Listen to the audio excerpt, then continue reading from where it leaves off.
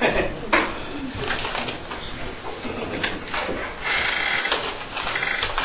my glasses, otherwise you can't read this. Anyways, you already know my name is Robert Dean. I'm the current president. Anyways, Mayor Ives, councilors, ladies and gentlemen, and members of the Comox staff. Robert Dean, the current president of the Brooklyn Creek Watershed Society, so I will use just the acronym BCWS from now on because it's a mouthful. We are composed of 9 directors and lots of volunteers. We have no members in our group. The mission of BCWS is to protect, preserve, and restore the Brooklyn Creek watershed through community stewardship and education. We've had our existence has been going on for about 12 years now, and we've had many projects working on Brooklyn Creek, and I think we're actually seeing some success. A few years ago, we were only seeing smolts, which are the outgoing coho salmon going to the ocean. We were seeing numbers in the order of 300, 400, or 500 going out. The last 2 years, we've had over 3,000, so that's really very encouraging. These changes were not done by BCWS alone. We had the cooperation, the foresight, the engagement of Comox Council. And for that, we at BCWS would like to acknowledge publicly your contribution and thank you wholeheartedly for your support over these years. Along with that support, we've had tremendous support from the Comox staff. They made ourselves available whenever we requested a meeting. They've always been very polite, got back to us whenever we wanted it, and we'd like to thank you for your wholehearted support. I would like to identify one individual in particular who we work with a lot of time, every time we have a project. It's your superintendent of parks, Al Fraser, has made the project come off very smoothly.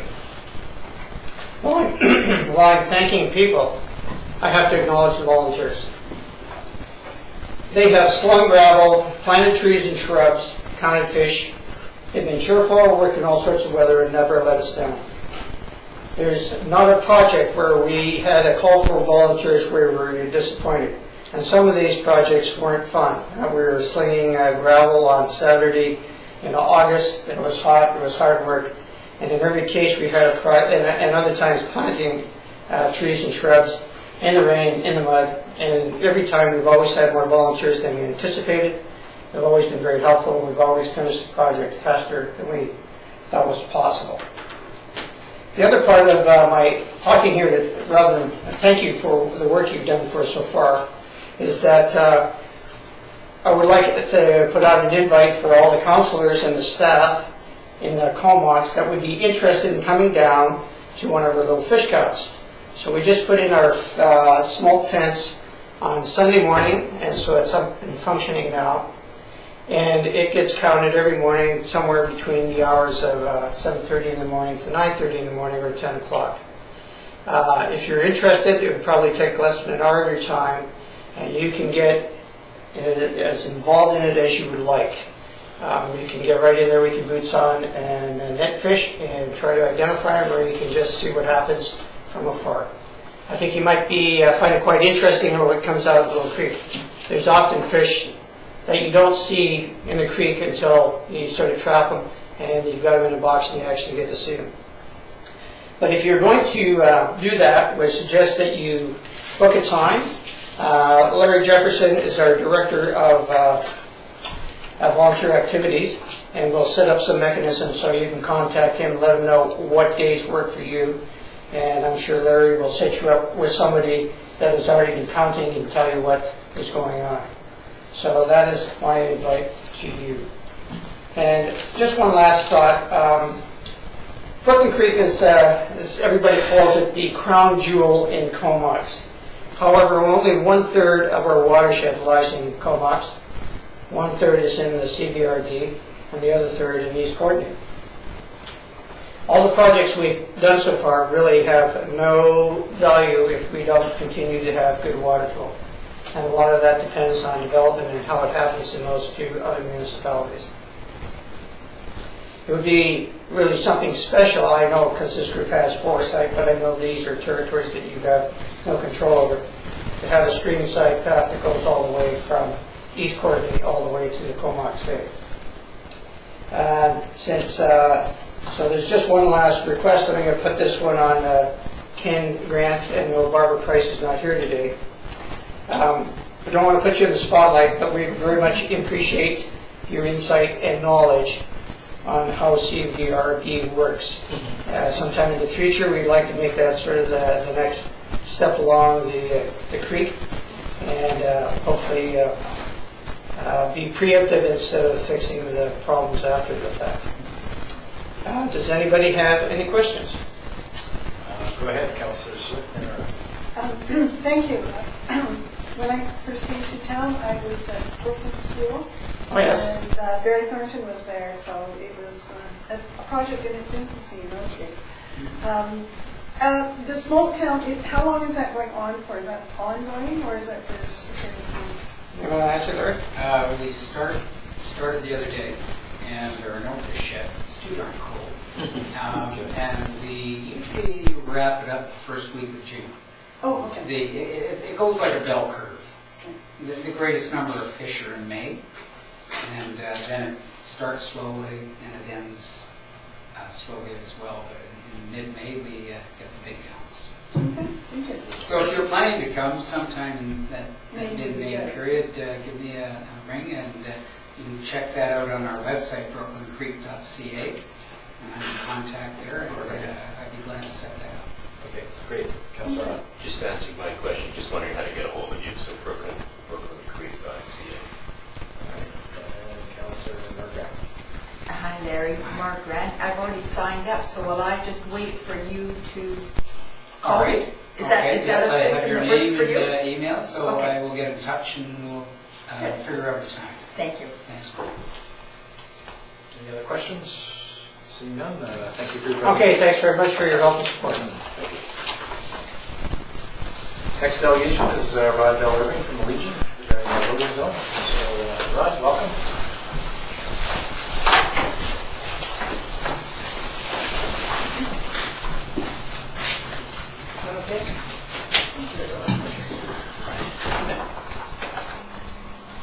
Thank you. Thanks.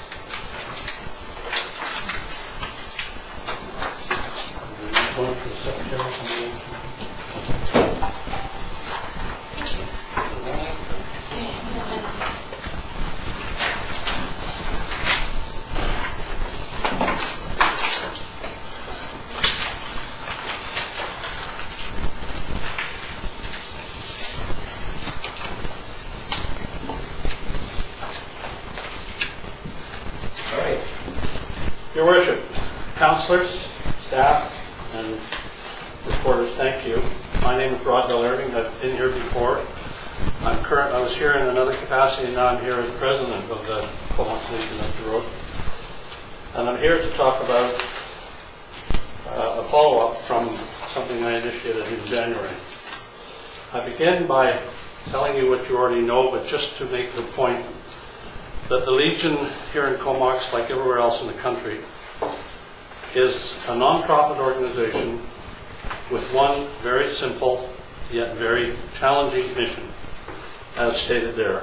We serve veterans, we support veterans, their families, and the communities in which they live, i.e. Comox. We're a not-for-profit society. Every penny that we gain, either through grants, donations, or earn through various means, we give back to the community and to veterans. Specifically, why I'm here today is to talk about this somewhat mundane, perhaps, but very important issue of parking.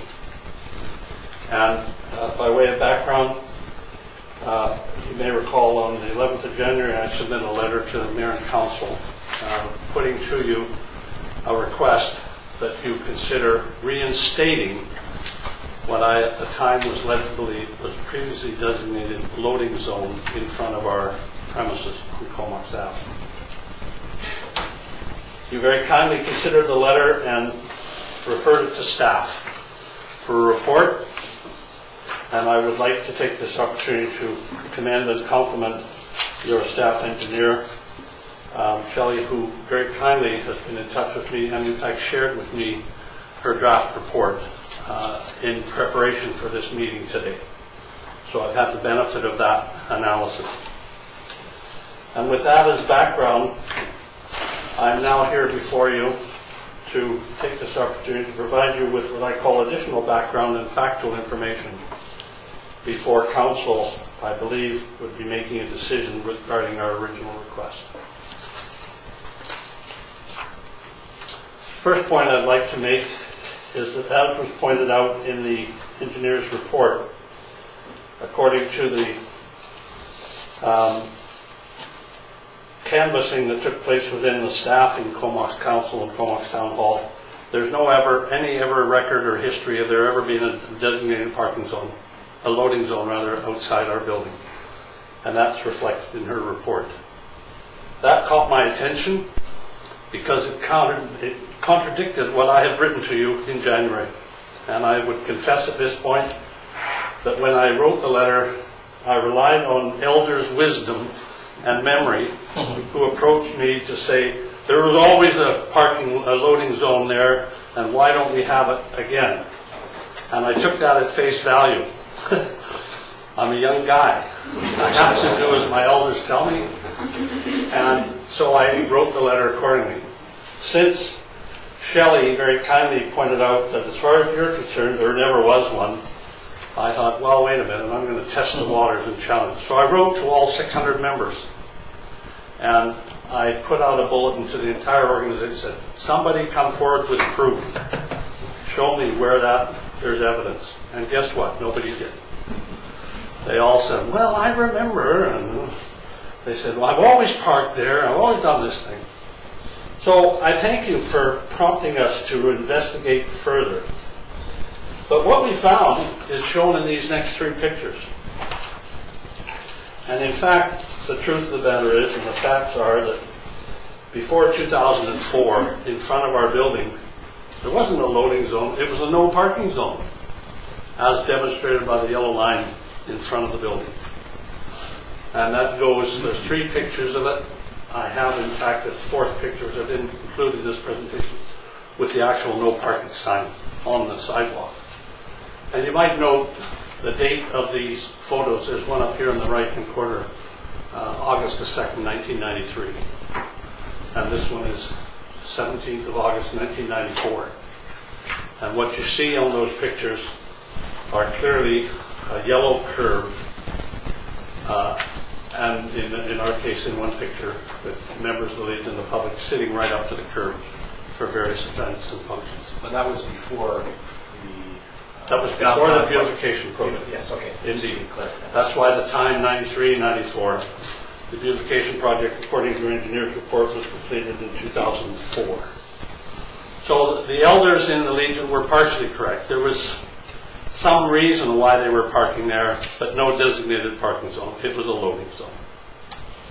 But for our purposes, it served the purpose of a loading zone, in that our members ignored the yellow line and always and at all times when necessary, in fact, parked or unloaded there. And you'll see in the presentation where I give you a picture of one of the unloadings that we do. So the facts are, we're not talking parking, we're talking no parking and or a loading zone.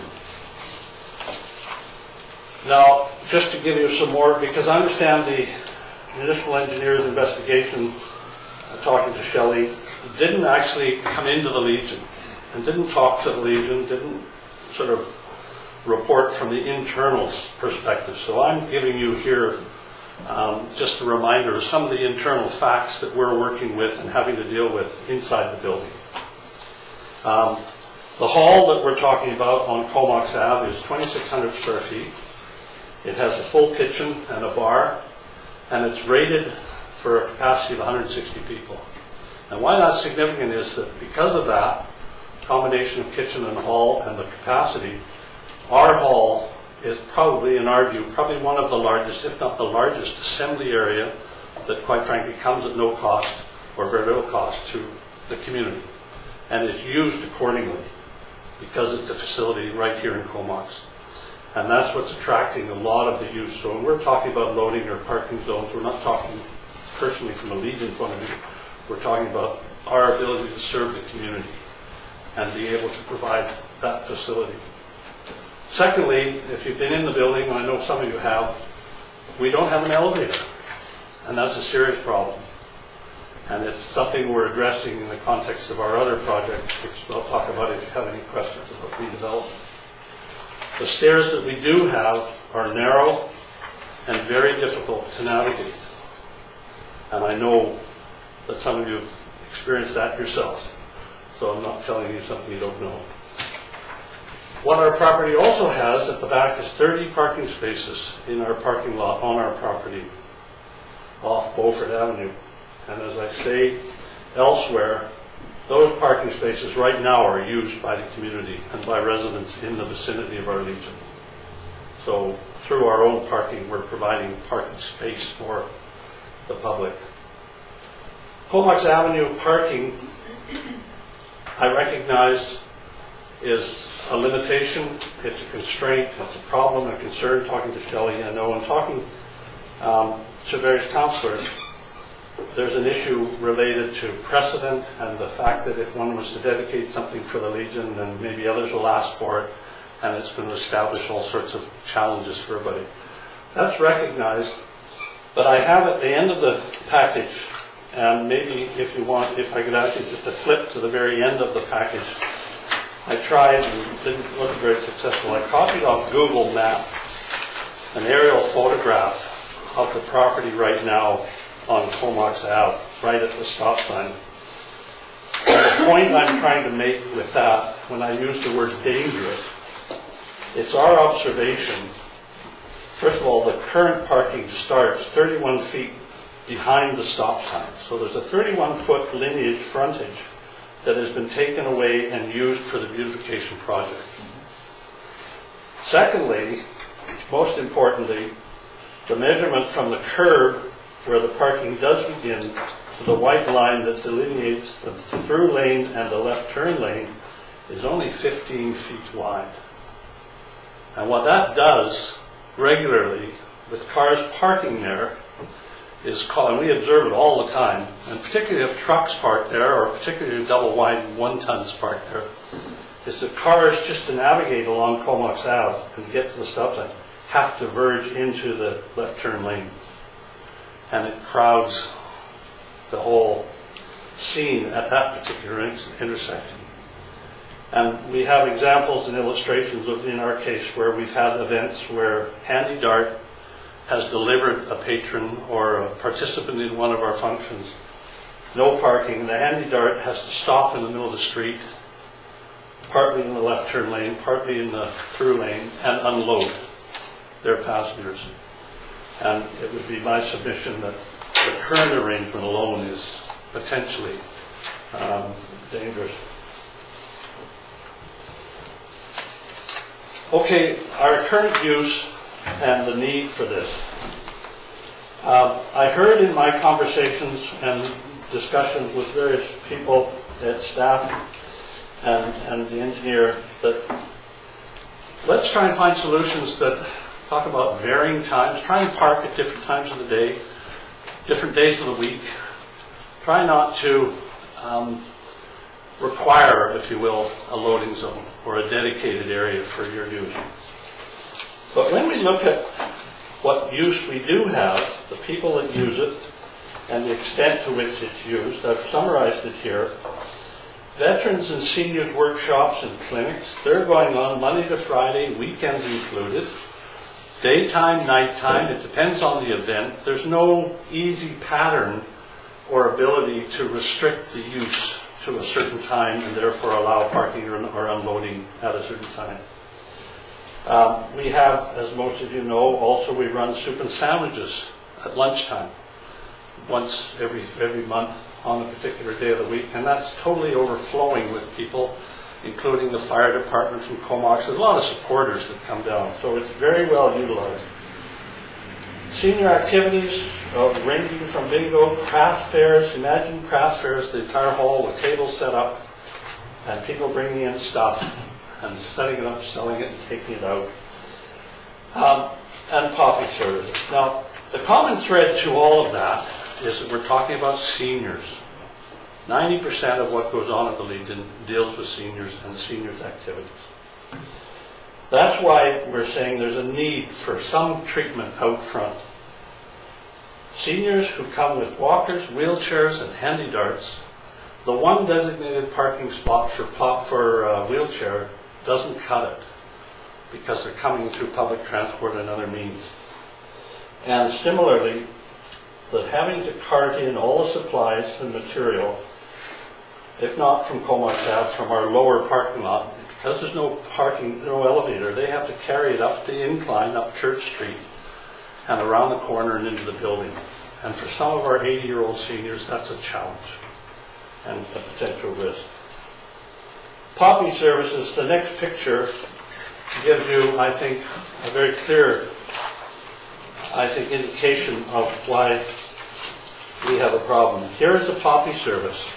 It happens to have been a number of years ago, but these still carry on, where the material we're bringing in, that we're loading and unloading, include coffins, include memorial service material. Can you imagine us having to take that downstairs and carry that up the street and do around the corner to bring it in? It would present some obvious optical problems. So those are our current needs and the current use. And I'd like to just conclude by, Ron, you're about the end of 10 minutes now, Okay. so I'll just finish the for last future slide. reference, actually, it'd be useful for us to have this ahead of time. That's I sent it ahead of time, Your Worship, okay. as instructed to council yesterday. Okay. And It's supposed to apparently come didn't a get week before. Well, presentations. I just learned that. I should have given Anyway, it it'll make it quicker next a time. week ago. Yeah. There you go. I just in summary say the concern about precedent, understood.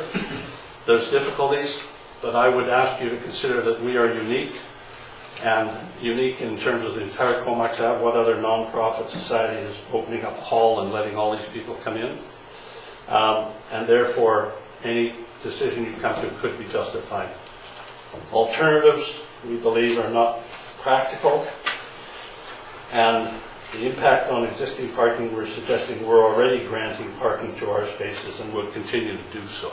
So you've got some relief. You can point to the fact that whatever you take away from Comox Ave, we can provide down below.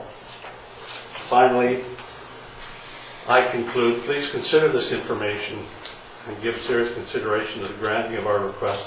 And if it's not a loading zone, then I submit that you return it to a no parking zone, and we'll simply disobey that when we have to unload a coffin or do our minimal entertainment. All right, thanks for your presentation. Any questions from members of council? Councilor Swift.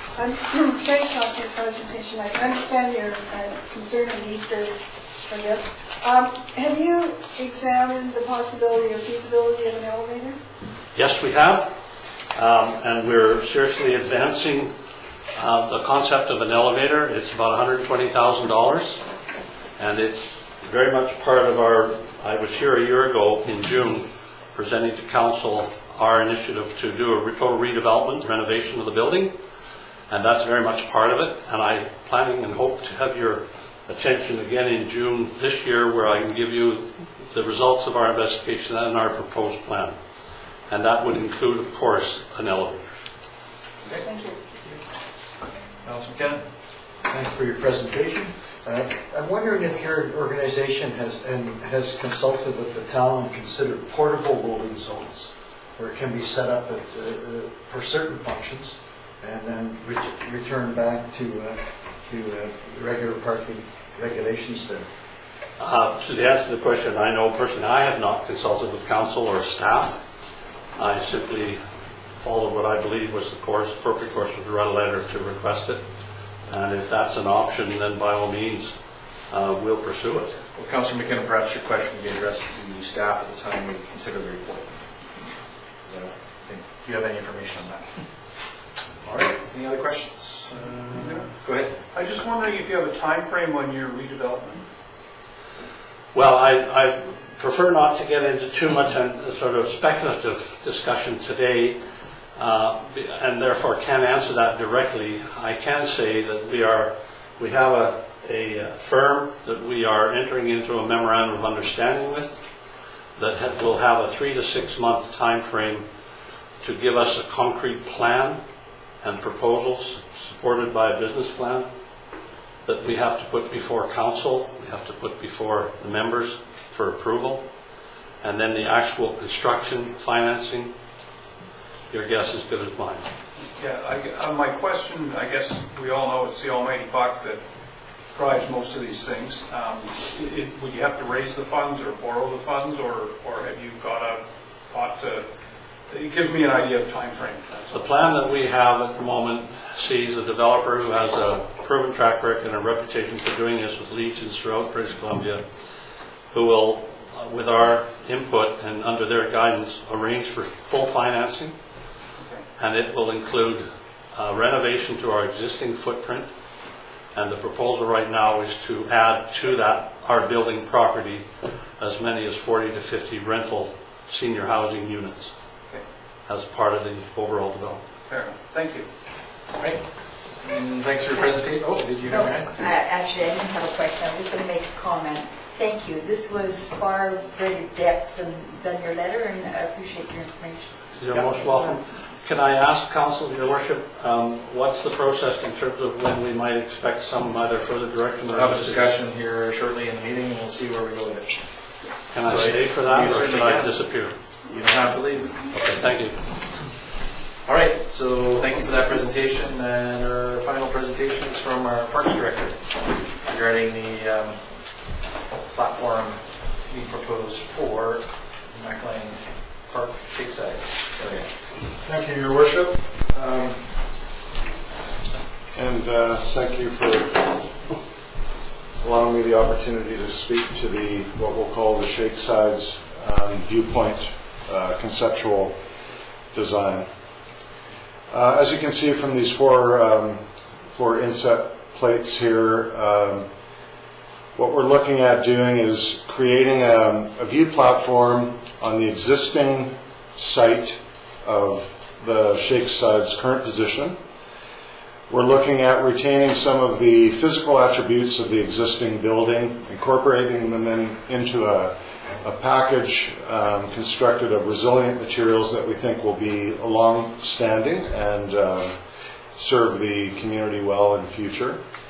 We're looking at what I'll call a permeable structure, and permeable being that you'll be able to see through the space with relative ease. There's no encumbrances blocking any of the potential view opportunities.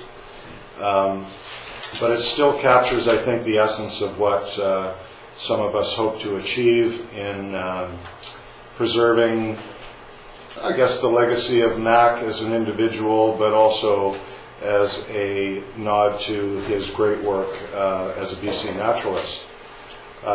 Tim O'Brien from Outlook Land Design and I have put considerable thought, although it looks like into this project, although it looks like a relative bare bones structure. I think it's very reflective in keeping, with the intent, the feel of the space, the functionality, and practicality, and of course being, at the end of the day, ultimately fiscally responsible as well. This doesn't come cheaply as presented. The budget that we're operating with, if things go according to plan, is somewhere in the neighborhood of around $150,000, which is a considerable expenditure to say the least, but I think it lends itself to again, just being a more fiscally responsible way of proceeding with this project. I personally feel that the natural attributes contained in the park, being the trees, the creek, the foreshore, the birds, the bees, and all of those fun things, are the real gem. This will serve and support, I think, those wishing to experience and regain, I guess, to a certain degree, some of those experiences in the natural environment. This platform is very supportive of that kind of activity. I see programming abilities here, both from our local nature school programs to school programs, to the good work that the Brooklyn Streamkeepers are doing. I think it's a peaceful place, conducive to all kinds of thought processes, whether it be from a natural, focusing on a natural environment, or maybe just generalized studies, or just getting out of the city for a spell. We do know that vandalism is always rears its ugly head, so we've been mindful about those potential impacts, and would look with a view to construct this structure out of very robust materials that are flame resistant, first and foremost, but not apt to be tagged or vandalized, brutalized in any way. And if they are, we'll be able to repair it at low or very low cost. We're using, as I said, the original footprint, some of the interior details, including the what I'll call interpretive placards, signs, will be employed to again reflect as best we can in working in conjunction with hopefully the Macklang Historical Society and with the Museum and Archives. We can formulate and create templates of information text and natural history backgrounds that we can either fix in place or rotate through based on any opportunities that may present themselves in the future. We find that this structure will work very, very well in keeping with the space and the constraints therein. And we look forward to hopefully pushing this project along and introducing it to the community. Great, thanks. Questions? Any questions, comments, concerns? Yeah. Thanks, Al. You're welcome. Tell us again why you have the roof outlined the way you do. With the dormers, etc.? Yeah, when we talked earlier about it, just you have only one half of the roof and then you have it open. Just could you explain why again? So we looked at it. We looked at it from a couple of different angles, and one being, again, I guess there's three things in play here. One, and when Tim and I were bouncing the ideas back and forth, we were talking about the need. Is there really a need to have a cover overhead? And we look at it from this point of view. If you're a naturalist and you're wanting to engage and get out into nature, is it really necessary to have a roof over your head? One other thing is, if we were to put a traditional roof overhead, on the more gray days, it lends itself to be a pretty gloomy environment. We have birds, we have squirrels, we have vermin that live in the area. It's a natural environment. They are apt to go for the hidey holes contained in the roofs. Coming around the backside of the property, this aspect here, walking from north to south, with the ocean being out here, you're walking along this angle of view really lends itself nicely to the environment, because you're coming back and you're looking at this structure. It's evoking this thought process, but you're looking through to the sky as well. So there's a number of different things going on, but that's kind of the crux of the thought process in the roof design. And of course, keeping the dormers and shakes on the water side is basically a carbon copy of the existing roof line from that perspective. Right. Okay. And just one more. Thanks. You're welcome. And so, it seems the Macklang Society is they want one thing, and we're proposing this. Has there been any dialogue with any of their committee members about how they like this? Has this been? No, this has not They've been. had no input in No. this at all. Okay. No, we haven't shared this with them, quite frankly. Okay. No. But No, they're under the understanding there's something. Right. Well, this is, as a matter of fact, because of the court filing, part of the public record. Right. And so Yes. this has been submitted as part of our application to say this is what we'd like to use Okay. the funds for. So, but obviously it's presented here today as well Yeah. to bring it out to the public. And what I'm wondering is, once this now makes it into the public, will there be any... It's her fault. Will there be any opportunity for input from them to maybe make some changes? I always think there's opportunities out there. Okay. It's how they, it's how we cultivate them. Right. That's the most important thing. And I think we can get there. I'm confident we can get there eventually. Yeah. Thank you. Councilor Grant. I'm just wondering about some of the, from the old house, if there's any thought of incorporating some of the timbers or anything from that house into this. And the other thing was seating around here. Because I would see this as being a really nice little spot to have some outdoor music of some sort in the park, but you'd need seating or benching or something. So we haven't looked at it from that perspective as a performing arts facility, for no other term. But we can't rule it out, I guess. But in terms of the seating, what we've proposed here is very, very conceptual and bare bones. So the interior space, I would envision that there's an opportunity there if we're successful in salvaging some of the beams from the interior, they can be converted into a number of things, including benching, including we have like a replica of a little table over in here that's reflective of where Mac actually used his kitchen table was. So there's another opportunity for could be a seating arrangement there. We certainly have lots of room around the periphery. I mean, benching is always important. A lot of people that want to go there want to sit down. We'll have it tied into the boardwalk as well, and the boardwalk is extended in future and comes back inland. There'll be some other seating opportunities where we could, if we're able to salvage, we would definitely be looking with a view to recycle. Yeah. So you've got your mind to it, that's all. We do have our mind to it, actually. Yeah, we're happily going through it. Yeah, one concern, obviously, we have to honor the covenants on the property, which is for more passive use than active use. Correct. Including with a nature park and also no vehicle traffic and things like that. So definitely. you have to be careful in terms of how extensive any program. I can get back with the guitar. Sure. Buskers. Yeah. Other questions, comments? Councillor Kennan, you're twitching there, so that seems to be... You would like to say something? Put up your hand. Sure. I'll always say.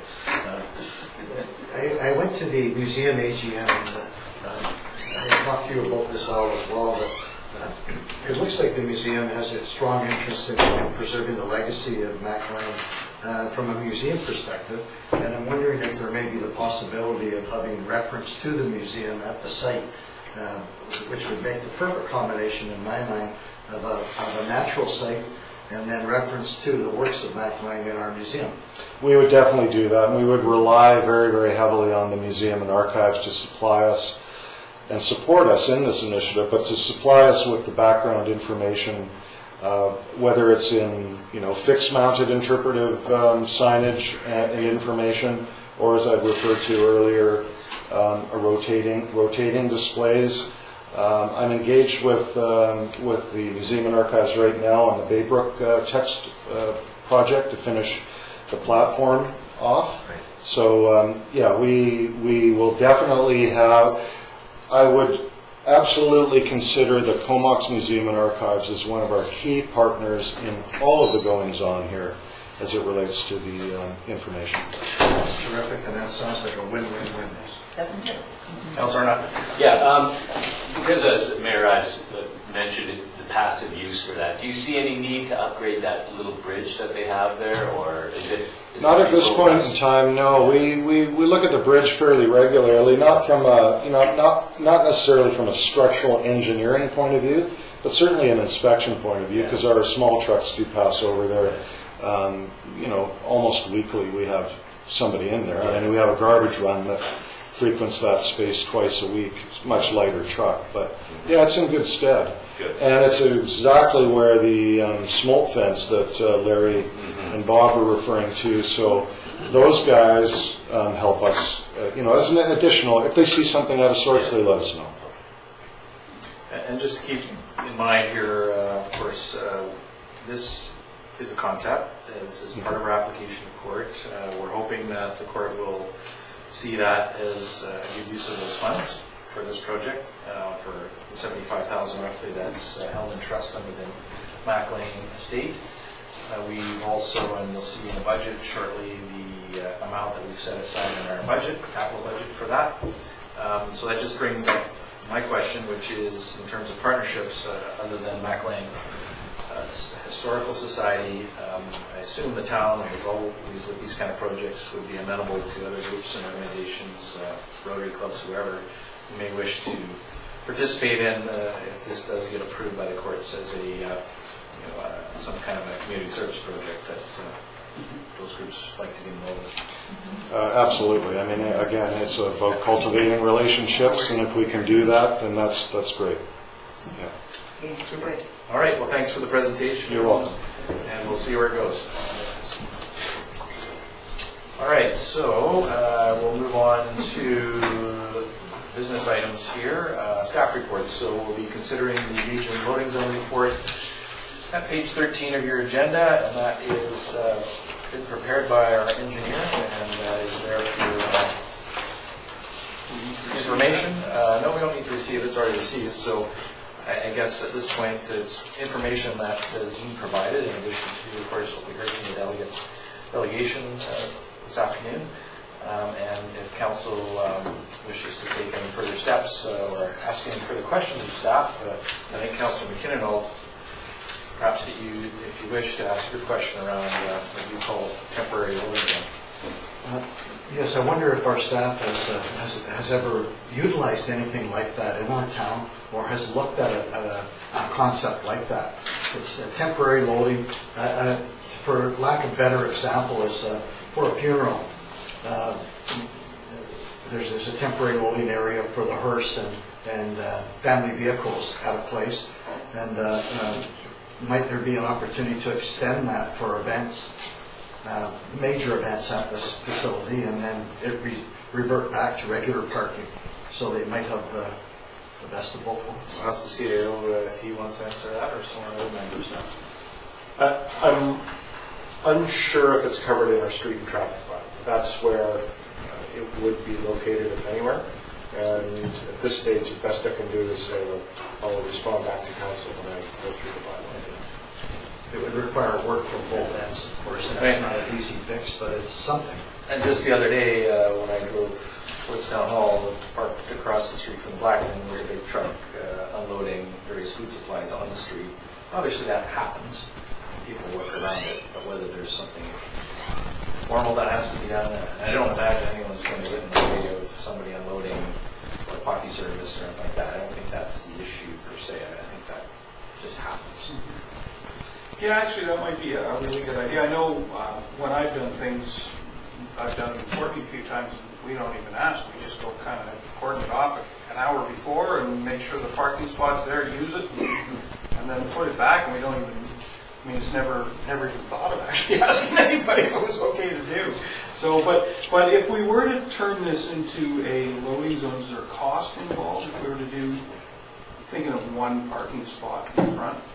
Although I do kind of like Councillor McKinnon's idea of just, putting a sign up for when you need that motor and taking it back in and turning it back into parking. That actually makes some good sense.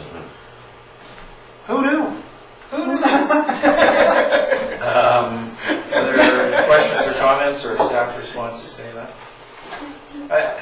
I don't believe that it's ever been an issue that I've heard of in my time on council, since particularly the completion of the revitalization project, where there was concern. People have events. I've seen trucks parked there unloading things. I haven't ever heard of any complaints from the members of the public. The concern I would have is reinstituting a no parking area there. That's going to cause more grief, I think, than just working with staff. And if they had to get a permit or something to do something, then staff would deal with that on an operational basis. But the CAO guy, I guess, can get back to us on that if there's any formalities. But I'd suggest that council just refer this to staff, and we can work with the Legion Keep in mind that a loading zone or any special provision created there is not solely then for the purpose of the Legion. It's for whomever wants to use it. Right? So that's an important distinction to make. It could be used, a loading zone could be used by the restaurant that's located across the street, or the hairstylist that's across the street, or the bicycle shop down the road. So it's not, there's the complications that it's going to be exclusive are out of the picture here. But we can look at what alternatives there are, and rather than bringing the reports back to council, I think we'll spend some time trying to find a workable solution. Okay. Thank you. So a motion to refer this to staff to deal with the Legion would be in order. I'll make that motion. Second? Any further discussion on the referral? I would just like to keep us all keep in mind the handicap parking space, because I know it's an issue. And I guess the only other comment I would make is, I don't know, it's a level street there, so maybe something can be done with the further end. Not ideal for sure, but something to consider. Staff will certainly take that into consideration. Anything further? Yes. In regards to the idea of an elevator in your facility, a rider might be considered is that on the short term, until the elevator is in place, it might be a little more lax in our rules for the Legion. Well, again, I don't think there's been any issues that I'm aware of from staff and Legion, and this is a referral to staff to deal with the issue. Yeah. It is parking right in front of there right now, correct? Yeah. That's where our parking. Right. With And one then handicap. behind there is the handicap. Yeah, with the Yeah, handicap. so, All right. yeah. So referral to staff, motion has been made. Any further discussion? Seeing none, all those in favor? Any opposed? Motion's carried. So staff will work with you. Thank you for your presentation and for staff's input. All right, so coming next on the agenda is the Destair House Seniors Association Agreement renewal, and staff recommending a renewal of that arrangement for a 5-year term ending April 30, 2022. Move. Second. Any further discussion? Of course, we have our liaison representative here. Well, I strongly support it. Figured you might. And I might also add, and I know I've said this before, but it still bears repeating, they mention almost on a regular basis how much they appreciate what the town does for them, which is always good to hear. And also, the other thing that I hear often is just exactly what we talked about in our presentation here, is the relationship between the town and the seniors, and all that Mr. Fraser does for them. These are words that are often repeated. So, as you mentioned CAO in your outline, it's a very good relationship. And I take it there were no changes of any substance? No. Okay. All right, anything further? Seeing none, all's in favor? Motion is carried. And we have our Director of Finance giving us a staff report on tax rates. And I think he's got a presentation so that we can all try to understand what's going on. Really? So over to you, Director of Finance.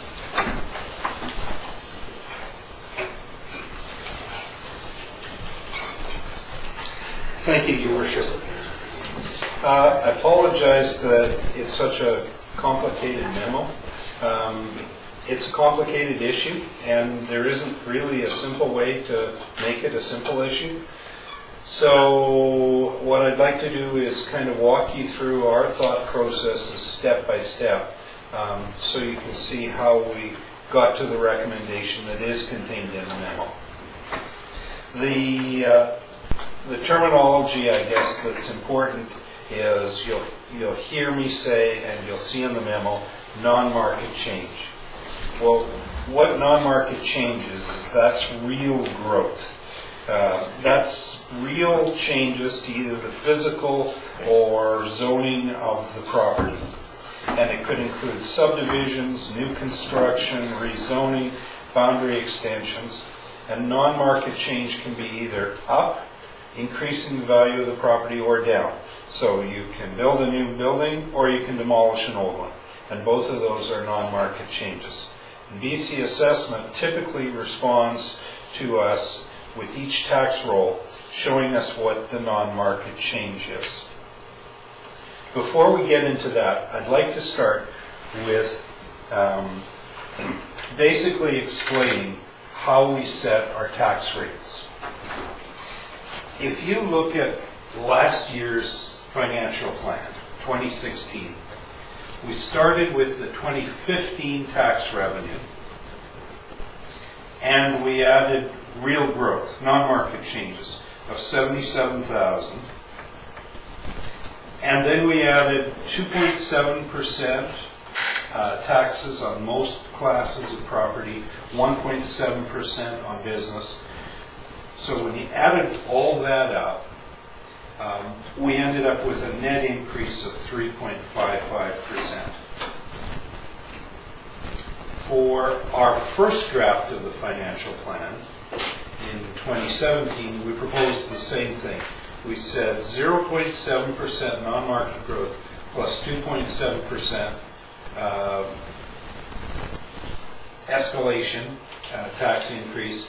So we proposed going from $7,670,000 to $7,930,000 in property taxes.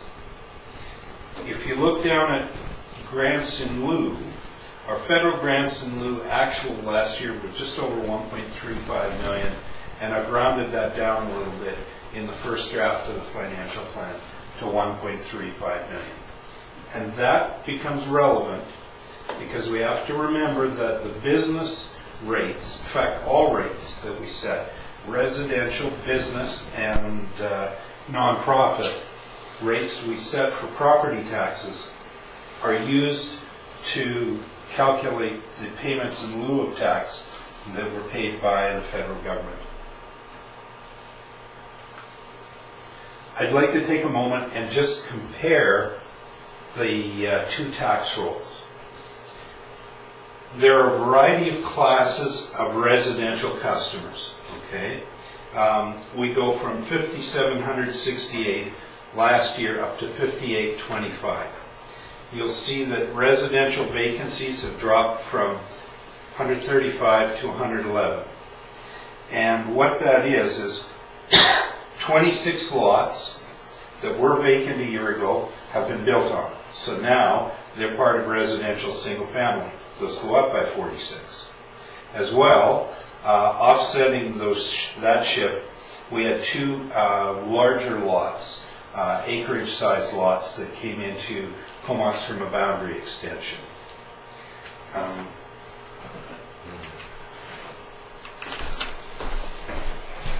Sorry, we lost our... If that happens again, Marvin, can you just hit F5? Okay.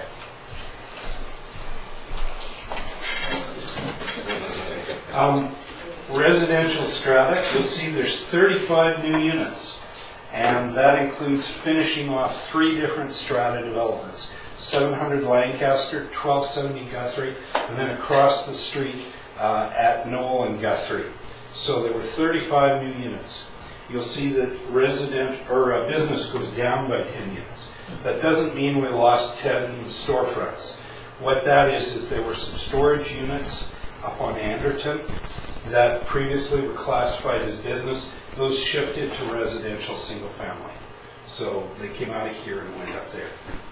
If you look at the percentages, you can see that residential vacants went down 22% in total value. Now that's a combination of things. That's the loss of those vacant lots, but also some of the development folios that are in the town of Comox went down in value as well, because BC Assessment has recognized the difficulty and the expense of developing, for instance, in northeast Comox and the boundary extension areas. It's recognized that they're going to be more expensive to build out as subdivisions. Residences, single-family residential assessment is up 14% overall. Strata is up 14%. And your first reaction might be, well, strata's gone up as much as residential single-family. In fact, it hasn't. If you look at an average single-family home, it's up 13%. The average residential strata is only up 11%. And where you have kind of subgroups moving at different rates, there's a tax shift going on. The tax burden is shifting off of some customers to a slight degree and on to others. And so what this will do at the end of the day is result in a lower tax increase for strata properties than single-family homes. And residential other is down 2%. That reflects apartment buildings and things like that, unusual residential properties. Business assessment is up 4%. But that is kind of deceptive because the vast majority of our business folios, over half, are unchanged. The assessment didn't change from year to year. This is the table that's in the memo, and you'll see that for single-family residential, there's basically a huge amount, $72 million they suggest is non-market change. BC Assessment through the course of the last year took the database for Comox and they basically did a desk audit of it. They did a drive around, a flyover, and they compared what they had in their database to what they were actually able to see out in the field. They didn't do any individual, well, they probably did some inspections of individual homes, but it was mostly on a drive-by basis. And the result of that, all the differences they picked up got included here. And as you'll see when you get into that, this causes some complication this year in particular. If you go back to the first slide where we said how we adjust taxes from year to year, what we said was that for this year we needed 54,000 of real growth plus 2.7%. Well, this 72 million is the equivalent of something like 210,000 in taxes. And it's frankly an almost nonsensical number. If we actually used that number and relied on it, we put way too much of a tax burden on the single-family homes. And the other problem we have is on the business class, because there's only 203,000 of real growth. And so if we were to do what we've done in prior years, that's about $2,000 worth of taxation. And between that 2,000 and the 1.7% that we've used in prior years as a general tax increase on business, doesn't yield enough property taxes. And so the tax rate for business would fall a little too much. And that affects not only property taxes, but it affects us on the payments in lieu of tax. Okay. This is one folio, mine. And when we're talking about the non-market changes, for single-family homes, we have about 4,500 folios. We have over 4,000 folios, single-family homes, that have non-market changes. So if you look here, you'll see that on top of the 2016 value of my property, they're subtracting 16,000 in non-market changes. So that would suggest I've gotten rid of something, a shed or I don't know what. But in 16 years that I've owned the house, we haven't taken out a building permit, we haven't added anything, we haven't removed anything. The shed, the porch, everything is as it was. So really what this is they've just recomputed within their database what they think my house should be worth. And because it came out of that process, it's been attributed as a non-market change. When I look at 8 folios, you'll recognize these addresses, from people around the room, right? My house and then the others, you'll see that all the single-family homes have non-market changes. Some down, like mine, some up, okay? But I venture to suggest... I had a permit for everything. I didn't do anything. Exactly, that's the issue. Within the last year, probably none of you changed your house. Now, the interesting thing is there is one folio for which there are no non-market changes, and it's not a single-family residential. It's strata residential.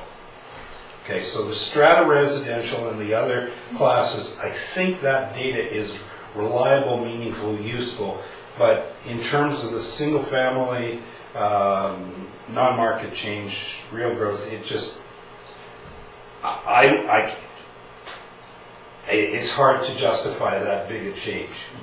Now, that being said, there was real non-market change. There was real growth in the residential tax base. We had 26 lots that had new homes put on them. These were vacant lots a year ago. Now they have a building on them. We had 38 units of new strata and duplex units. We had 6 new lots on Tracker. I didn't count the value of the land because it was on the tax base previously, but there's 6 new homes there. We had 3 lots we picked up through boundary extension, land and improvements. We had 17 units of strata that were completed. We had construction of homes that was completed that was started in 2015 and completed in 2016. And we had the construction at the Berwick. So there's almost 21 million that I was able, just within an hour, to pull out of the tax roll. And that's the equivalent of about $70,000 in real taxes on residential assessment. Okay, so there is growth to the roll. The problem is that with the non-market changes here being so high, it's all folded in, and it's hard to break out. I literally tried a half dozen different models of taking various portions of the 72 million and breaking it out and trying to see how it would result in tax rates. But the problem that I kept coming back to is that there was almost no non-market change with business. So if we aren't getting enough tax revenue on the business assessment, then you have to load more on the residential. And that just doesn't work. We end up with too much of a tax increase on residential. So what the memo proposes is that we would use just a straight 2.4% increase on the taxes we got from business last year and 3.4% on the other classes. Okay. What happens if you do that? Well, on residential assessment, it went up 13%. The tax rate has to go down by 8.5%, and then the amount of taxes you get is 3%, 3.4% higher. Same story with business. The assessment there went up 4%. We dropped the tax rate 1.7%, and we end up with 2.4% more. Not as big a shift downward in the rate because there wasn't as much increase in the assessed value. So what does this do to if we follow this model? Well, the median property, and I should ask the question, is everybody here comfortable with the word median? You all know what it means. Okay, so half of the customers are above the median, half of the customers are below the median. It's not the same as an average, because an average can be skewed by high values at the top and low end of the scale. So the median customer that's a single-family resident would end up paying $38.68 more. That's a 3.52% increase. Now that's more than the 3.4% overall in residential because, again, there's tax shifts going on here. Vacant land went down. Residential other went down. Residential strata didn't go up by as much, so there's a little more burden being put on the single-family homes. Strata, the median customer there would pay $12.49 less general taxes to the town than the year before. That's a 1.61% decrease. For businesses, most, again, 3/4 of our businesses, 76.4% of the businesses either go down or stay the same. And the median is down $37 or 1.7%. Okay. I think we had a hand up here earlier. Can you take a question? I was just wondering, you had $67,000 in increased taxes, I think, somewhere in there. Did that equates to just over 1%? Am I correct? Just under 1%. Just under yeah. 1%? Okay. Between 0.7 and 1, somewhere in there. Yeah. Okay. And then if we wanted to change that 3.4 to 2.4 to a lower number, we either have to spend less or increase our revenue, I guess, is our options, are they? Yep. Okay. So the first draft of the financial plan had $7.93 million in property taxes and $1.35 million in PELT. I've removed $13,000 from general property taxes and $5,000 from PILT. But each year compounds. 2018 is based on 2017 and so on. So the $13,000 that we remove here compounds across the plan to about $45,000, and likewise there's $5,000 a year knocked off PILT. So about $25,000 across the plan. Okay, in summary, our usual process for setting tax rates just didn't work because of the way we ended up with non-market changes this year. So we've looked at an alternate method that's simpler, 2.4, 3.4. The problem is, as much as anything, messaging. This includes non-market changes as well as market value changes. But folio by folio, they're hard to sort out. Taxation is down 13,000, PILT down 5,000. That equates to, sorry, I quoted the wrong number earlier, 72,500 and 25,000. And if council wants to reduce our increases from 3.4%, each tenth of a point, so if we drop from 3.4 to 3.3, costs us 45,000 in taxes and 6,700 in PILT. All right. One last slide. When we get into the financial plan, which is the next memo on the agenda, the first 2 pages of that, and specifically page 20 of your agenda, has this box.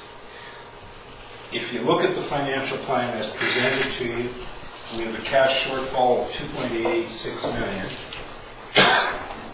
We also have a surplus carried forward of just over $3 million. So we can balance the plan as is. Okay. Well, now that our heads are all ready, That was way over 10 minutes. No, the only guy that's happy here is Don with Kitty. well, all I can say is I'm glad that BC Assessment did it this year and not next year. Yes, I'll say. Yeah. And the question is, for me, is, I guess, why BC Assessment did this, and I guess you don't know the answer, but you know if they did it for other communities. Yes, they did. So every other community, or whatever other communities are doing this, are going to deal with the same issue. Would it be nice if BC Assessment would maybe explain to the public why they've done this? Because that would help with the messaging. So is there anything that we have from BC Assessment? I look at the eValue website, they don't talk about any of this stuff. But I have seen it anecdotally from different properties. Nice of them to do it, but why did they do it, and how is that going to impact people? Or they just left it to us to figure out? Well, I guess from the public perception point of view, I mean, I knocked 2 sheds down, and my non-market change went up. I believe That's a little bit hard to justify, right? I believe the principle there is no good deed goes unpunished. Yeah, you're right, yeah. Well, I mean, how do you explain that to the public? I can't. I can't even figure out Yeah. what disappeared from my property Yeah. that supposedly, reduced its value by 16,000. Yeah. But I know when I got my notice from BC Assessment and I looked at the value of my house and compared it to the others in the neighborhood, it was reasonable, so I didn't feel an appeal was necessary. But they didn't necessarily break out on that notice, this non-market stuff. I have an edge on that one because I'm Director of Finance and I get the non-market change report. All right, well, anyway, we'll have to struggle through it here as we go. Any other questions on this part of it? We will be dealing with the budget here shortly, so only if you have questions or you want to challenge the Director of Finance on his math skills. There's one to me. We'll have an opportunity to ask questions. Well, we're going to deal with the budget here. If you have questions about this aspect of the explanation, now is the time to ask. But if you want to talk the budget, then we'll move on to the next. What's your preference? I think he's answered that there's not an easy explanation. Yes. I think we all realize we don't know what he's talking about. Succinctness is next to godliness, but no luck here. I mean, you can see, we can blame BC Assessment for a little bit of it, but we obviously will be dealing with now the second draft of a financial plan. So there is a motion to receive that, and staff be authorized to draft that plan based on it for council consideration. We can move that now, or you can have a discussion and move it later. What would you like? We can have a discussion on it. Let's move it down. It's moved and seconded, so we'll open up for discussion and we'll consider passing this motion once we've had the discussion. So, staff have worked on the budget and provided an update on some of the things that we commented on, as well as made a number of changes in terms of the budget process. They've added some to legal fees and contract services to accommodate the ongoing QE negotiations, as well as a couple of legal cases, of course, one of which we talked about earlier. Also addressed what most people have asked us about, snow removal, so they've added some additional line items there for 2017 and 2019. And of course, advanced the public safety reserve contribution, $150,000 for 2017, and then talked about some other things in fiscal cycles, and then water consumption numbers have been adjusted, and some other adjustments have been made. I think importantly too, in terms of the 5-year capital plan, there's some things that have been moved up, such as the rec center change room renovations, which CAO and I have talked about a bit about. But I guess the bottom line at this point is that we are able to balance the budget based on the numbers that are being presented. But that being said, it's certainly open for council to make some adjustments to either the operational capital budget. And I suppose the other good news is that because we've put ourselves in a position through staff's efforts and council's efforts in the past to pay down debt as quickly as possible, that this April will mark the last payment on our library loan, and that money for servicing that loan will be reinvested in capital starting next year. Also, for next year, the rec center expansion that was done in 2010 will be paid down in terms of debt. And so, as of 2018, and subject to what other decisions get made, in the next 12 months, we will be free of general debt, which is good news. It gives us much more flexibility as far as investing those debt payments into capital infrastructure. So with that all as a prelude, and given what we discussed before, we'll open for further discussion. So Councillor McKinney, do you want to start? Sure, I've got a couple of quick questions on page 22, and I apologize for not coming in to ask this in person earlier. One question is, if you look through the budget line on culture on page, I'm on page 22, I believe here, you follow through and it shows in 2017 $140,000, and in 2018 it drops to $122,000. Can you just refresh my memory as to why that is? you on page 22 of the agenda or page 22 of the budget? I am on page 23 you're referring to. 23 of the agenda. 23. 23, not 22. I don't know if you are. No, he's in the culture budget. You're in the culture budget, which is not page 23. What is the page? We'll find that. It's on page 55 55 of the agenda. of the agenda. Close. Have you got that parking loading? So culture dropping from 2017, 140,000 to 2018, 122, and I just can't recall why that was.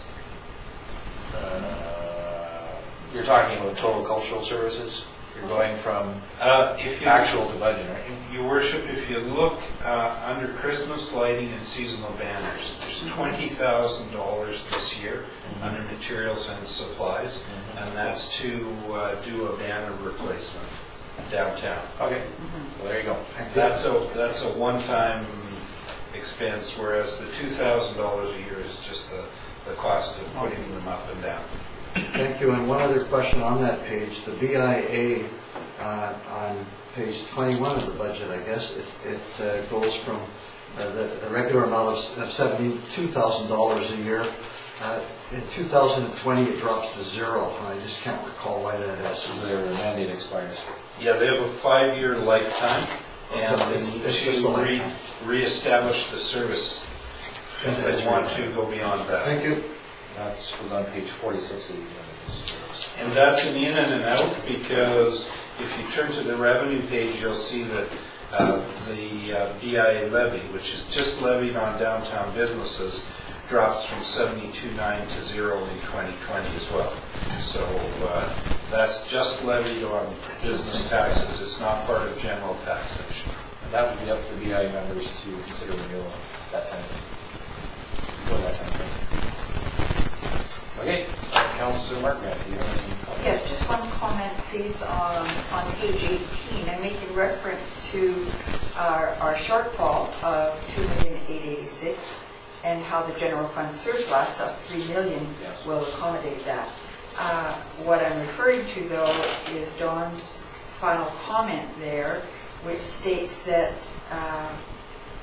if council uses up all the surplus in this way, it will not be available for other expenditures that council may make. Just to make us aware that that is something we have to think about. Yes, indeed.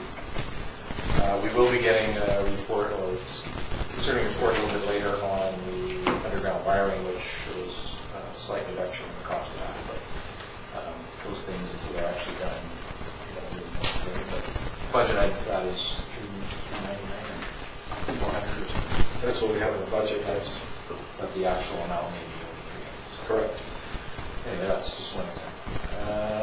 Go to Councilor Cameron. Well, I guess I can't imagine that there's any way of us to increase revenue unless we go to pay parking. And I did look at as Courtney did, at the mayor's salary, and thought maybe there was an opportunity there as well. Although You want to double it? yeah, they wanted to increase theirs, but no, I was just looking at, yeah, if you look at the capital plan in the years 2020 and 21, we used to have great fun with our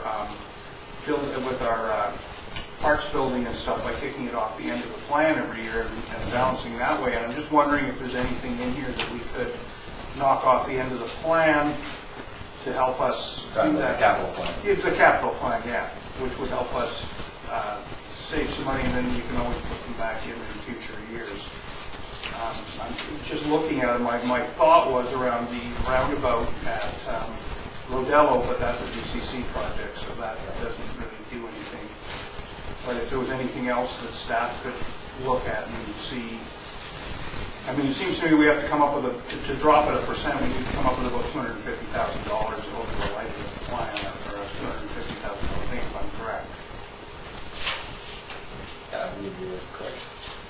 Yeah, would something have to be something out of general revenue?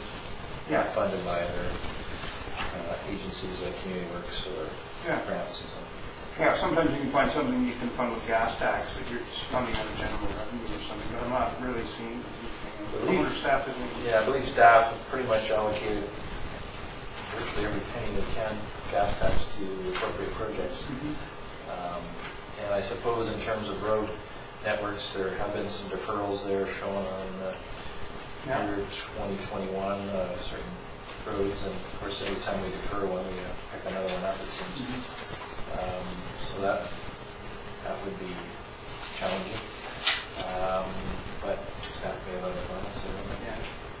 Well, I hesitate to start knocking things out of our asset management plan, because I think it's really setting us in good stead for the future, and so, you know, I'm cognizant of that, so. One thing I asked the CEO about, which I pointed out we hadn't taken out of the plan at this point, was pickleball construction. And court construction, of course, is a line item in there, 50,000 of general revenue and 100 from other partners. And at this point in time, there is no project that we're being asked to contribute to, and that was pushed off to 2020. That's only $50,000, and I suppose if your pickleballers get something going with the regional district, we may be asked to contribute. So it's hard to know what to do about that one, but that was one that was there. But again, that would make a huge difference. It might cause more grief than it is. Not knowing what's going to happen with the pickleball courts, I think it's fair to say that we're not likely to build any up at the site that they wanted to, given the costs associated with that. But there may be other opportunities that come up. Take the Cumberland approach and say no. To everything. Yeah, you could. Anything, Councillor Arnott, you wish to add? No, just taking it all in. All right. Councillor Swift? No, I'm good. I did have a conversation with Dawn just this morning, so. Okay.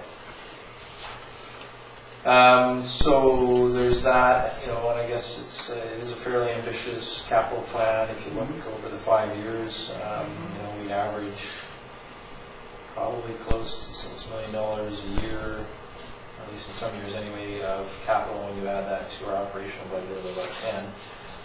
It's a fairly ambitious capital program, and I think staff feel comfortable with. This is always a question I have for staff is, okay, well, you've got, for example, in 2017, $7.8 million worth of capital to do. Can you do it all that year, or are we going to end up, you know, with the surpluses that we do have and carrying those forward? But generally, they seem to be confident they can do it. Of course, the one big chunk on that one is completion of the waterfront project, and also the Rob Road, which is phase 2 underway now, so or soon to be underway. So you know, those are things they're taking on, but I don't know if there's anything else that CEO wants to. Yeah. Well, as mentioned in Shelley Ashfield's report, which we'll be dealing with later on the agenda, her estimate now for the undergrounding of the hydro would be $300,000 rather than $400,000. So you have an opportunity there to reduce the plan by $100,000, which, using Dawn's math, would be, correct me if I'm wrong, Dawn, but 0.2, Just shy of 0.5%, I think. off your tax rate. Yep. So we'd be looking at 3.2 and 2.2. Okay. Now, we had a couple of groups come asking for grants in aid, Yes. SID and those. I assume we haven't put those into this plan? No. Not much. Well, we do have a set amount for the SID in the cultural Yes. budget. Yeah. The other one that we haven't addressed, it's not in the budget at this moment, but we will have correspondence here in a few minutes, is the one from the Alberni project. And it's worth noting the City of Courtney declined their request to be funded through the casino funds, and of course that's where they're located now in Courtney. But leave that for a moment, but again, it was only $2,500, so it's not a huge amount, and I don't think it's, we haven't included anything in it at this point, so. Yeah, and I would just say on the SID piece, I think we give them a fairly good whack, and it really kind of bothered me that Cumberland gives them nothing. And I would think that if they want to increase their revenue, that might be an avenue for them to go, because you're not going to convince me that nobody from Cumberland ever goes to the SID. So. Yeah. Fair comment. Yeah, so In terms of the Alberni project, there is no dollar amount set for this budget, and that would require a motion of council to add something. And the city gets 20,000, has received 20,000 for the last number of years. And certainly, I'm not inclined to grant them any more at the moment. All right, anything, Director of Finance? I guess since we're looking at the culture budget, Your Worship, I do have one question for council. We had allocated the 50,000 a year in grants up to 2017. We don't allocate it in 2018. Do you wish to do that at this point in time and roll the 25 and 25 forward? So that 50,000 was allocated, 20,000 to SID, 5,000 to Art Gallery, and 25,000 to the museum, correct? Comox Museum? Correct. So you're saying, okay, well, we haven't allocated that for 2018 through 21. Does council wish to just make that allocation continue forward? Or leave it to be determined in 2018 and so on? That would virtually wipe out our 100,000. No, this is money. This would just continue to. This is money that's already included. Oh, okay. It's accounted for, but we just haven't. I see. I could support that. I would say that's fair. And so we would request staff to include those same allocations for 2018 through 2021. Okay. Do you need a motion for that, or is it just direction? Are you satisfied with that direction? I'm satisfied with that direction. Thank you, Your Worship. Okay, thank you for bringing that to our attention. All right, anything else on the budget, capital or otherwise? Seeing none. So we have a motion on the floor, which would be to direct staff to finalize the budget for the purpose of bylaw readings, with, of course, the change that's referenced and will be discussed momentarily on the $100,000 reduction in the cost of undergrounding, wiring on Comox Ave. So that would work out to 3.2, 2.2, subject to final calculations. So the motion again is to receive this report and that staff be authorized to draft a financial and bylaw based upon it for council consideration. So that's been moved and seconded. Ready for the question? No. Those in favor? Opposed? Motion's carried. Thank you, staff and council. And then nautical days, select committee parade terms of reference. So that has been prepared by staff, and a motion to approve the draft terms of reference. Move. Second. Moved and seconded. Any discussion on the terms of reference? Go ahead. Not the terms of, but yeah, it's getting a lot more involved, I think, than what we had intended. There was just a couple of us who wanted to get together, three, and talk about how we could move forward with a different type of participation in the parade, to bring public in to have all this. It's quite an onerous type of. So what we're talking about is a committee that would just be 3 members of council. Yeah. We're just getting grandiose to me. Yeah, we don't. Yeah. To make that change? This is just for approach. Yeah, no, it's What just a good idea. Supposed to go for a beer. We were going to Yes. maybe Mark's basement. Yes, exactly. That being said, I did see Yeah. some interest in Canada 150, generally speaking, as to what Comox was going to do for that, but I assume you're okay with at least that might be a focus potentially for the float. Sure. In park. So that'd be good. Excuse me, I did speak to the parade marshal and to our PIA chair about that, and they were receptive and waiting to see just exactly what came from our decision, parade decision. All right, as long as it doesn't result in Councilor Dodd coming out of a cake or something. You never know. Oh, you're doing a surprise now. I've done it before. All right, so with that change, motion to approve the terms of reference? All those in favor?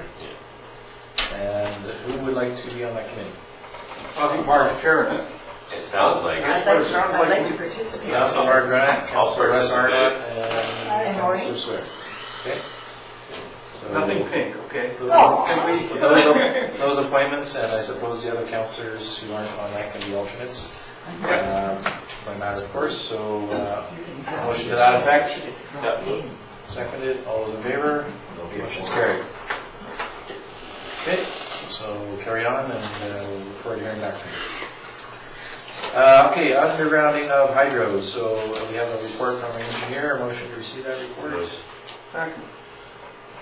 those in favor of receipts? Motion is carried. Anything further that you may have questions in regards to? Good news, obviously, that the cost estimates are reduced to by 100,000, and that we did get funding here from Hydro to help us with that. Looks like yes. Any further discussion? Go I ahead. have a question. Does this underground, does this include that one part? We had talked about this quite a while ago. I guess we got a map up here, so Yeah. maybe shall we engineer can come and speak to explain? Sure. Sorry, I forgot you might have a PowerPoint. That's great. Should I just carry on with my question? Sure. Okay. There was a piece, I don't know if it was a block, a half a block long, that we didn't include because we didn't think the money would cover it. It was a discussion we had quite a while ago.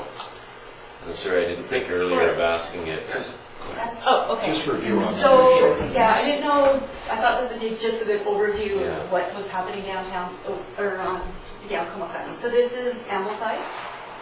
This is the Sandpiper development, and this is the extension of the Berwick. So the yellow portion that's already been installed was per the development of the requirements of that developer. So the TELUS, Hydro, Shaw, that's all underground. The Berwick, so the original estimate that we got for 274 to 328 was based on this basic right ballpark write-up that we got from Hydro. So that's where that cost, and that was the only cost estimate that I had at the time when I had the draft estimate. So now that Berwick has commenced and started, this portion of the red is now being covered by Berwick's requirements for undergrounding part of their frontage of their development. So that's going to be, I think most of it is already underground now, because they need to get the hydro electrical servicing for that.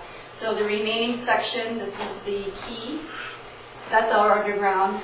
Looks like there is some additional work that needs to be done there, but we'll extend it, connect it into what Berwick has installed, and then again, that's already installed. We've got bonding from Ambleside to pull the wire once that section is all put in. This section here that Hydro originally had is kind of what I was questioning. Do we need to do it, or could we just stop here and then put this underground if council chooses to expand that underground service at that time, just so that we can try to reduce that 400,000 as much as we can. So following from this design, obviously we're continuing to work with Hydro, TELUS and Shaw, and working on the details. So the design is probably about, I would say, 50%, so we're narrowing down on some cost estimates. So probably a Class C estimate that I've got, but as we finalize the drawings, hopefully we can obviously try to reduce those costs as much as we can as we move forward. So. Okay. Yeah, so that was my question, that piece from where the yellow is to the right, to work for Stuart. Yeah, because we had discussed about whether or not we were going to do that or not. Yeah. At this point, we decided to take it out because the cost was so high. Right. So there's an existing pole, the new sidewalk that Ambleside put in. You'll see that we do have a hydro pole in that sidewalk, so that's going to remain, and then we're just going to start going underground from here Right. west. Okay. If and when that work takes place, how long would it take and what time of year would it be done? Well, We got that far along to determine that. I have it in the report that I was hoping and being optimistic that we'll get it in spring and summer, and trying to obviously see if we can get it in place as quickly as possible. It'd be great if it was in before Philburg Festival and Nautical Days and everything, but it all goes, I guess, timing on finalizing the design and also timing with Berwick, the construction of Berwick and that improvements in the frontage. So. The grant, or the beautification program, is a year-long grant, so we have up till March 31st of 2018 to complete the works. But I'm still, we'll just push on it and try to get it installed as quickly as we can. So. I would think. In a perfect world, you don't want to conflict with those summer events. Yeah, so if we can't and we're middle of construction, we'll follow it and wait for after. And if we can try to squeeze it in before then, which. If any of those properties along that frontage got developed at a later date, or redeveloped, I should say, is there any cost recovery? 'Cause obviously, they would have to do it if we didn't do it.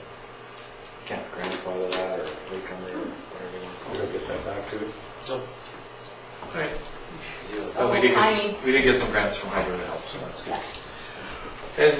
Yeah, so Shelley, so the lines, are they being put on the south side of Comox Ave? So will that, because just to the left, to the west of the Ambleside buildings, Here? yeah, there's no sidewalk on that side. So will that work allow, like, being that area being ripped up, and when you put it back together, are you putting a sidewalk in there? Yeah, and that's the purpose of the town continuing with this hydro beautification, Right. is that we do have in the capital projects is that we are coming in with sidewalk. Yeah, okay. As our 2017 Perfect. works as well. So prior to putting the sidewalk in, we want to make sure that we get that infrastructure Yeah. underground Thanks, first. Robert, Yeah. thank you. Plus restoring the pavement. Yes, Yeah. we have budget, yeah, for Alright. resurfacing in there too. Good, So that is a 27. Good. that'll be good. So yeah, we'll be all done within the same construction period. Okay, any other questions on the undergrounding? Good work on getting that nailed down further, and we'll proceed recording them. So we received the reports, so we'll move on to correspondence. So we have a letter from the Chamber of Commerce for receipt. Move receipt. Second. On receipt then, all those in favor? Motion's carried. Just so council's aware, I've had discussions with the author of this letter, and we will be meeting with him as well as CEO and the Chamber Executive Director next week, just to provide the information that staff have provided us with. So it's unfortunate the letter was written without getting all the facts, but on a going forward basis, we'll certainly provide them with the information, particularly around the streamlined process for coach houses and also some of the rationale we have for our pre-application public consultation. So the author of the letter did acknowledge that he was asked to sign it without much information, so perhaps he's learned a bit of a lesson there. But we'll have a productive discussion going forward. Well, I guess that was my comment, was that the report tells a completely different story, of course. And I wondered if we were going to send this to the Chamber, the report itself, and possibly even the developers group, because I know that in isolation, if you went and talked to a few people, there would be some issues on certain ones, but overall, it certainly seems to show that the process is working and working pretty well. So, well, we'll have that discussion with them. We'll certainly share this information. When they say they've heard from numerous members citing experiences that appear to contradict the news, that's certainly not what we're hearing. Your Worship, this is an opportunity as well, because if some of you recall when Wendy Lewis made her presentation here, there was some reference to some of her clients that were not clear or understood, perhaps they didn't understand the changes, and it's another chance to reinforce what the original that's the approach we're going to take. So That's good. this may be helpful in the long run. Yeah, it would have been, I think, preferable Although it came in a negative. if we heard, from the chamber asking questions. Perhaps they could have got more information ahead of time. It's just one of those situations. Shoot first and ask questions later, but whatever. We'll move forward. well, I think what happens is sometimes somebody will come in and have a particular issue on one thing, and then, they come to me from time to time. Sure. Oh, you guys, everything's worse now than all that. Well, it's one guy, and he had a particular issue that wasn't really the norm, and so I think overall this is working. But I'm just wondering about the developers group too. I know the chamber, but this might be good information for the We can developers. certainly share it with them, and we certainly did provide the Developers Association with the previous report. Perfect. We were kind of confused as to why they were making an issue of the carriage homes in particular, because we haven't had too many of those, and as I say, we do have a streamlined process for it, so it might have been an isolated incident, but lack of understanding perhaps. So we'll have that discussion and provide that information, and see if we can keep moving forward. Certainly an impressive, detailed reply by staff. Yes. Wasn't it? It was a good refresher. Yeah, and I think staff had put a lot of work into this, so Yes. certainly to get that information was useful. Second last item of correspondence is just what we received last week, so just a motion to receive. Move receipt. All those in favor? Motion's carried. And we'll certainly respond to them regarding our budget allocation. And then lastly is the letter from the Alberni project looking for a grant in May. I'll move receipt. Any discussion on that?